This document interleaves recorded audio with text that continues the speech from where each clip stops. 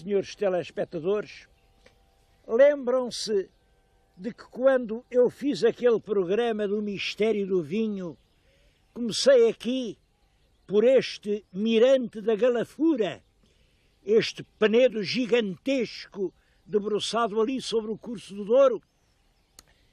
Eu nessa altura disse, eu não sei, disse ou pensei, nós temos de voltar à Galafura. E temos de voltar porque este lugar é um dos lugares mais emocionantes que existem em Portugal. Eu até acho, como sabem agora é muito costume, os estudantes fazem umas viagens de fim de curso. Eu acho que para acabar qualquer ciclo de estudos, fosse o primário, fosse o universitário, devia ser obrigatório visitar 4 lugares. Sem conhecer esses 4 lugares, não se entende Portugal. Um era o promontório rochoso de Sagres, a apontar o mar desconhecido, o mistério do infante. O outro é o glorioso Paço das Escolas em Coimbra. Coimbra, onde nasceu um reino e uma dinastia e onde hoje existe a glória de uma universidade que nos dá prestígio. O terceiro ponto era o Castelo de Guimarães. Castelo de Guimarães, que é uma espécie de berço pequenino, onde nasceu Portugal.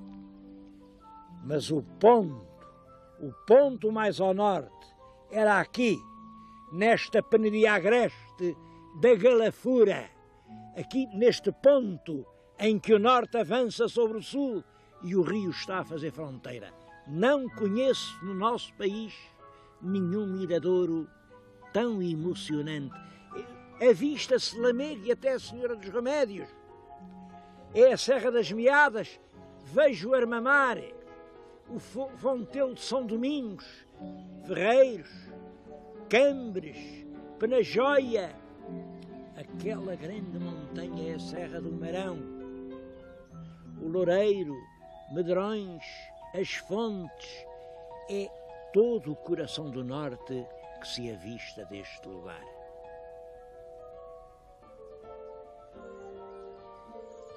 Isto é um conjunto de rochedos que eu acho que, desde há muito tempo, foi considerado sagrado. Há aqui umas histórias de magia, de encantos, de enredos.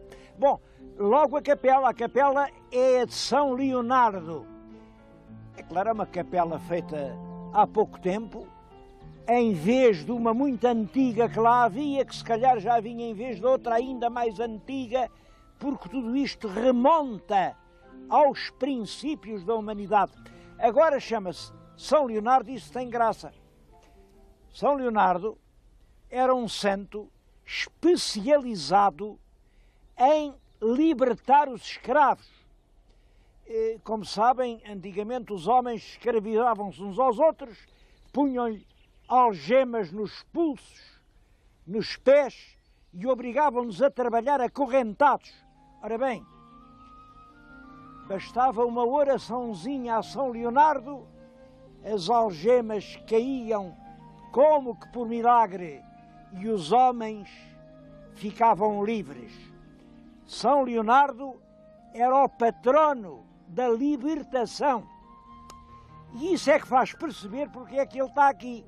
Reparem, ali passa o Rio Douro, era a fronteira, do lado de lá havia mouros que faziam escravos os cristãos, do lado de cá havia cristãos que faziam escravos os mouros.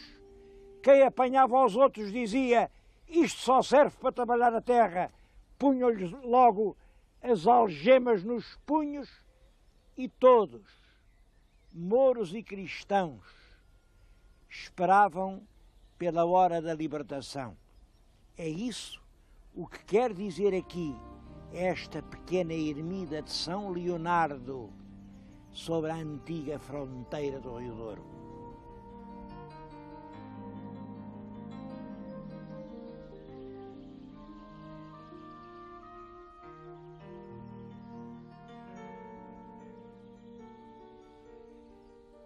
Mas aqui na Galafura há outras lendas do tempo dos mouros. Por exemplo, este ciclo das lendas de Dona Mirra. O meu telespectador está a ver aqui uma abertura nos rochedos. Sabe o que é? É a entrada para o palácio de Dona Mirra. Dona Mirra era uma princesa moura muito bonita, como todas, naturalmente, e quando o pai, o rei mouro destas regiões, foi expulso e foi obrigado a ir para as terras de lá do Douro, deixou aqui a filha encantada lá naquele palácio. Lá no fundo, bem no fundo, há um palácio magnífico, todo forrado a ouro e a prata, com as mesas postas à espera do primeiro homem corajoso que ouse desencantar a Dona Mirra. Já houve muitos que tentaram, muitos. E há muitas histórias do desencantamento. Bom, uma delas é esta. Um pastor sonhou que se fosse capaz de transformar este Penedo rude numa terra de cultivo, meter lá a planta do linho, crescer o linho, colhê-lo, transformá-lo depois numa alva toalha, pôr a toalha, pôr os pratos, sentar-se e esperar. A Dona Mirra viria com toda a sua beleza, com seus trajes de rainha, e sentava-se aqui na toalha de linho junto do pastor. O pobre homem passou a vida a fazer isso. Andou aí por essas montanhas, cada bocadinho de terra que trazia, ia pôr aqui no alto do monte. Pouco a pouco o solo foi aumentando, crescendo, já aguentava a semente do linho, o linhal cresceu, fez a toalha, pôs a mesa, até que, já velho, sentou-se ali à espera que a princesa viesse. Ninguém sabe porquê, mas a princesa não veio. É uma lenda única e com um terrível simbolismo. Aos pobres não basta pôr a mesa, é preciso ter o que pôr lá. E era isso o que o pastor não tinha. E eu penso eu, não sei, foi por isso que a princesa nunca veio. Há uma outra história parecida. Um pastor sonhou que era muito longe daqui, e deram-lhe um pão de 4 cabeças. Vocês sabem o que é o pão de 4 cabeças? É assim, o pão tem 4 bocados, são 4 rações. Hoje as pessoas já nem pensam nisso. Mas o pão de 4 cabeças quer dizer o pão para 4 cabeças. Era aquela ração de um homem de trabalho um dia inteiro, uma cabeça de pão.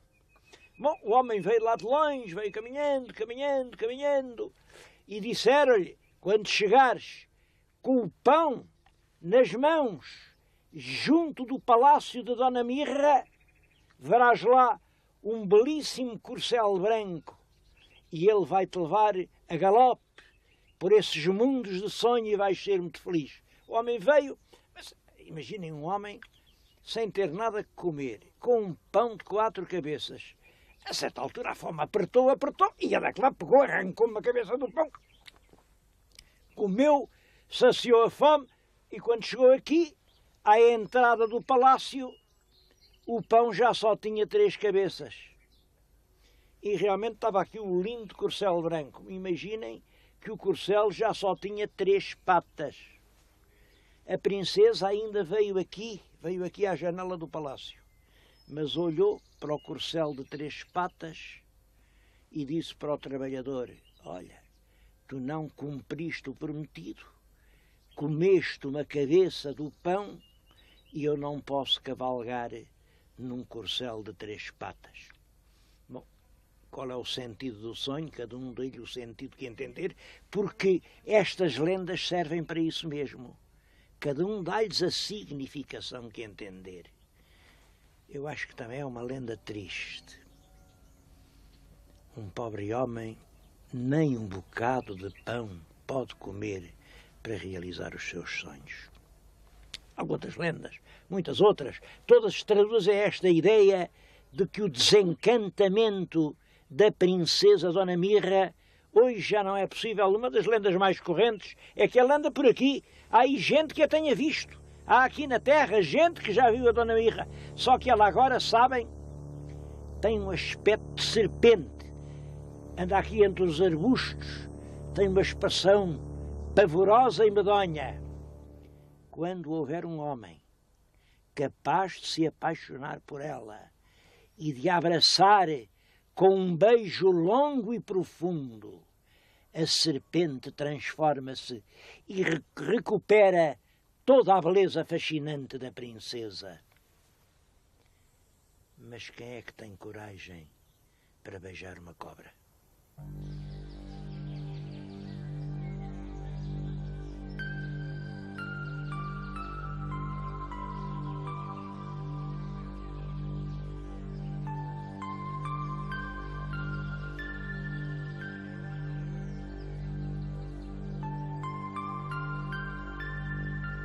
Toda a região é bonita, toda tem motivos de interesse, merece uma visita. Estão a ver aqui estas encostas, aquela primeira aldeia que vêem é Cheires. Como sabem, havia um vinho do Porto famoso, o vinho de Cheires. Lá mais atrás é Sanfins do Douro. Sanfins tem uma história.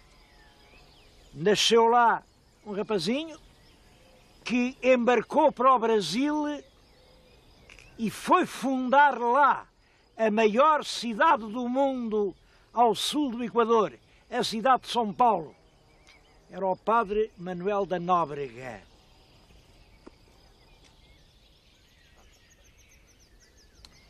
Devo-lhes dizer que o padre Manuel da Nóbrega não é a única ligação de Sanfins com o Brasil.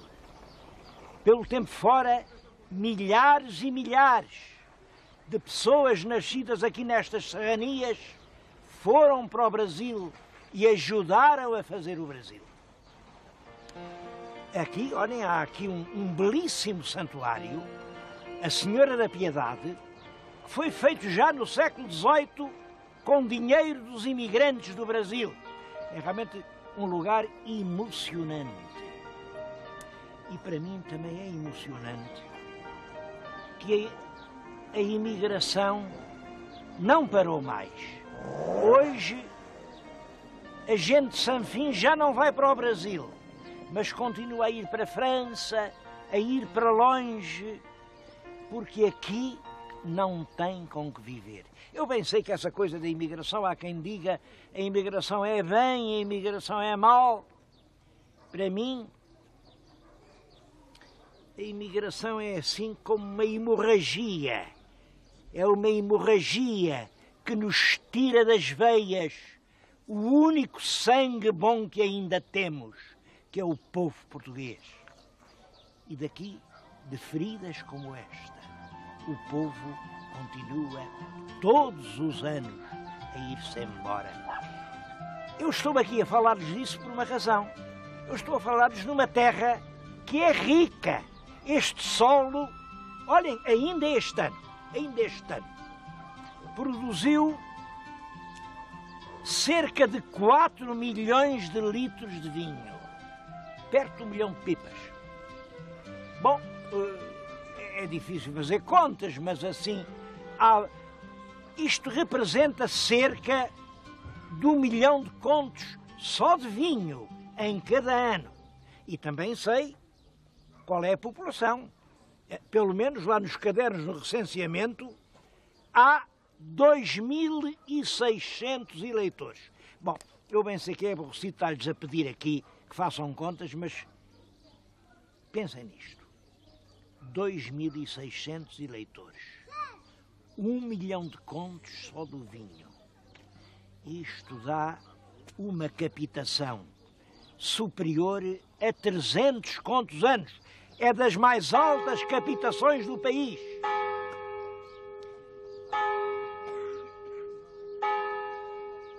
Estão a dar as horas e eu esperei que dessem. Ainda não chegou a hora de fazermos contas certas. Como é possível que 1 milhão de contos ano não tenha ainda podido servir para estancar essa hemorragia?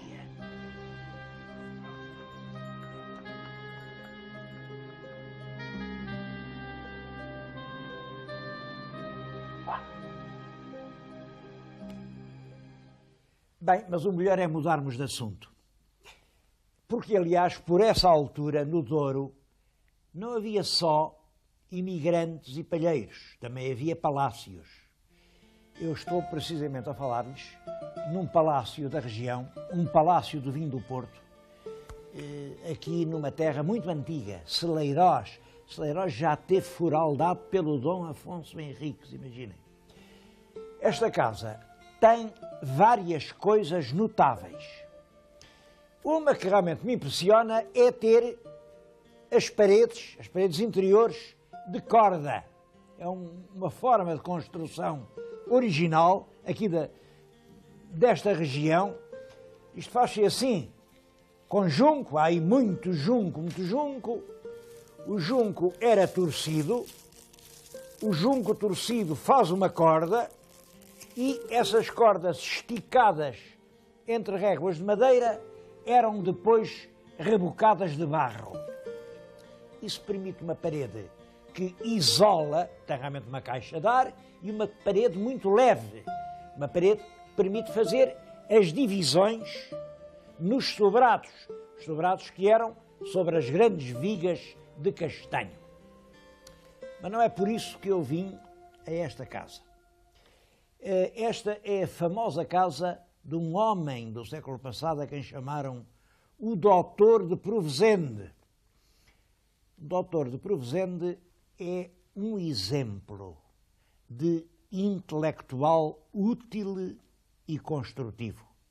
Era um homem já de uma família ilustre, o tio dele era vice-reitor na Universidade de Coimbra, é claro, tudo gente muito chegada ao miguelismo, de maneira que o rapaz teve que ir para Paris, foi para Paris estudar, veio de lá quando a tempestade tinha passado, chegou aqui ao Douro, casou com uma senhora herdeira de uma grande fortuna de vinhedos, só que nessa altura é que aparece a praga da filoxera. A filoxera destruía as vinhas em poucos anos e gente que era rica, que tinha palácios, negócios em Inglaterra, de um momento para o outro via-se na miséria.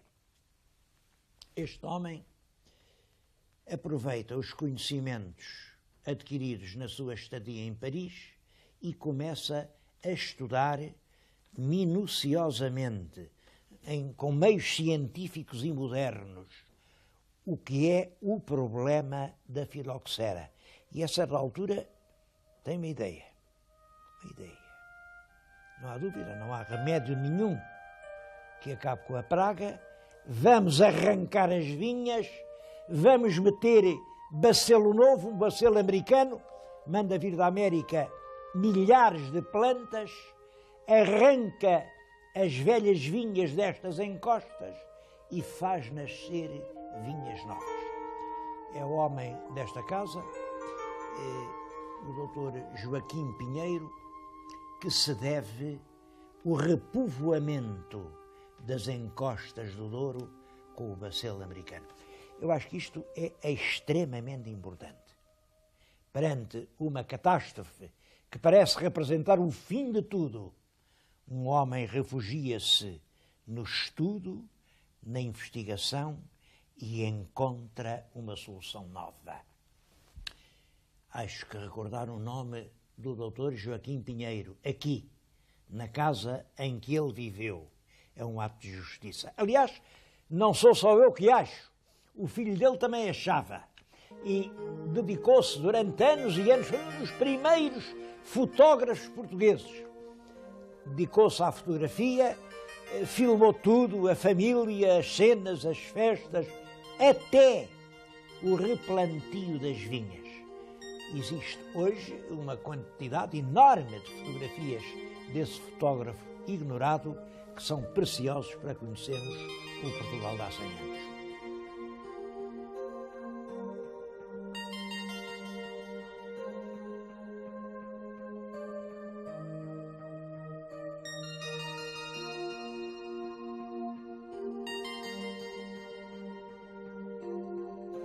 Com o novo bacelo, as encostas voltaram a vestir-se de vinhas e toda a gente sabe que a vinha e o vinho é a alma do Douro.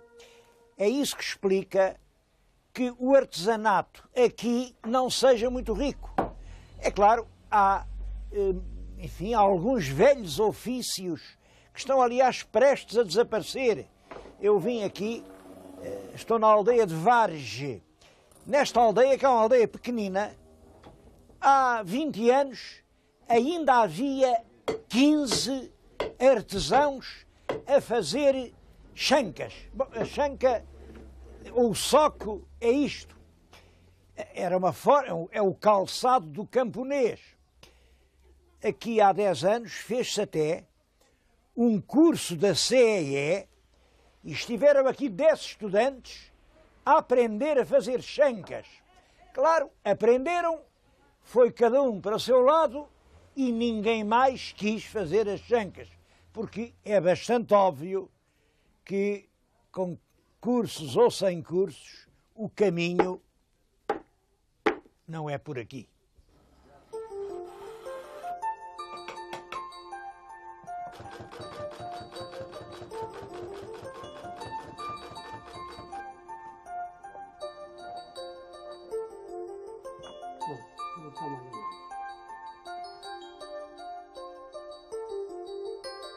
Uma outra forma de artesanato transmontano é a arte do linho.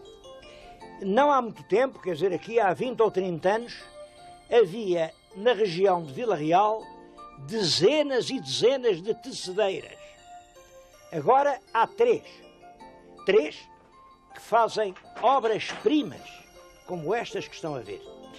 Bom, queria dizer-lhes que as senhoras tecedeiras que hoje trabalham já têm encomendas até ao fim do ano e até para o ano que vem e dizem que algumas delas nem para daqui a 2 anos podem aceitar uma encomenda. E devo dizer que são peças de um alto preço. De um alto preço. Bom, aqui fica uma pergunta. Se há tanto trabalho para as tecedeiras, se o trabalho é tão bem pago, porque é que já ninguém quer tecer? Lembram-se daquilo que eu disse num outro programa? Já ninguém quer trabalhar nem com as mãos, nem com os braços, nem sequer com a cabeça. Mas eu não podia falar do artesanato transmontano sem referir a forma mais original e mais curiosa, que é a louça de Bisalhães. A louça de Bisalhães é este barro preto, a peça que lhes estou a mostrar, é uma peça, isto tem séculos, chama-se-lhe uma infusa, uma pucarinha ou uma pichorra. Serve, isto é por aqui que se bebe o vinho. Bom, reparem a beleza e a elegância do desenho. Ela tem esta cor, qualquer destas peças tem esta cor muito escura. Isto é apenas barro. Barro, vou-lhes mostrar uma peça antes de ir ao forno. É o barro cozido com uma temperatura muito alta e depois com uma técnica particular.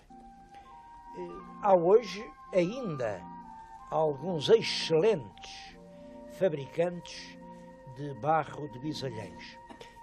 Quem me permitiu mostrar estas peças aqui nesta aldeia foi o senhor Nascimento Capelas. agradeço ao Nascimento Capelas, que realmente é um artista, é ele quem desenha as suas peças. Reparem na elegância de tudo isto. O Sr. Nascimento Capelas continua a trabalhar e, felizmente, não só ele.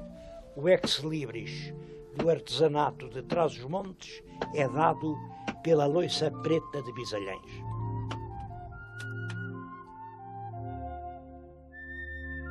E veem este senhor, sabem o que ele faz? Fabrica violinos.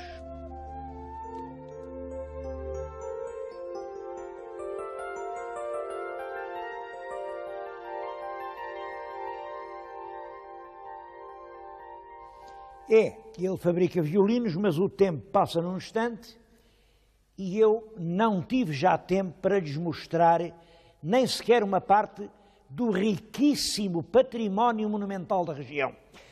Peço, em todo caso, ao meu telespectador, se puder, vá a Mouçós, entre naquela capela ao lado da igreja e veja o soberbo túmulo do Fernão de Brito. É uma das joias da arquitetura tumular portuguesa. E, sobretudo, venha aqui a Vila Marim. Vila Marim é tudo no concelho de Vila Real. Vila Marim tem o mais extraordinário conjunto de frescos medievais que se encontram no nosso país. Eles estão aqui na nossa frente. Podem vê-los. Em cima é Cristo no Horto das Oliveiras, é a altura. Depois está lá o São Pedro com a espada a cortar a orelha ao Malco. Cá embaixo são os três santos. Bom, mas não há nada como ver para crer. O meu telespectador venha ao Douro e veja com os seus próprios olhos.